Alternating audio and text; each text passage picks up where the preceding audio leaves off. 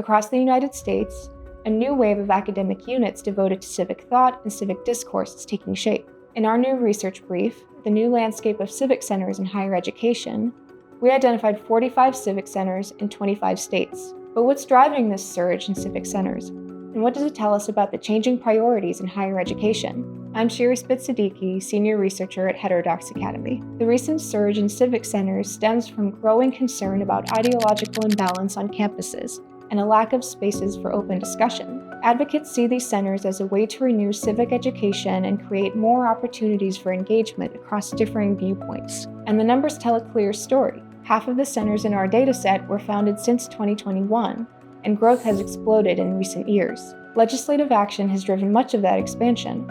Between 2022 and 2025, 22 new centers were launched, 13 of them by state mandate. What began as a handful of initiatives has quickly become a nationwide movement reshaping civic education on campus. Most of the growth at public universities is in Republican-controlled states. Every legislatively mandated center in our dataset falls into that category. At private institutions, the pattern reverses.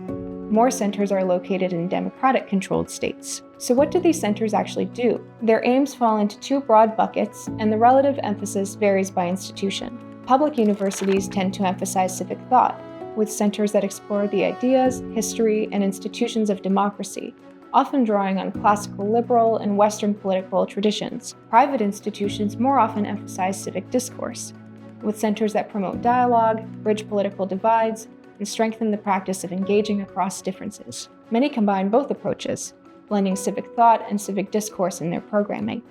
So why does this matter? Supporters view these initiatives as ways to broaden campus discourse and strengthen civic learning. By creating visible, structured spaces for engagement, civic centers can encourage open inquiry and provide new opportunities for dialogue on contested ideas. These centers have also faced criticism.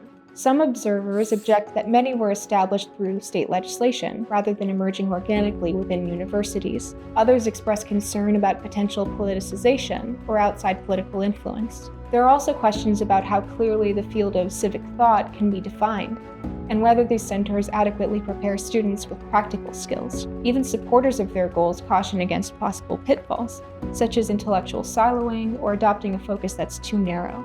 So what role should universities play in preparing students for civic life in a polarized democracy? Leave a comment and let us know what you think.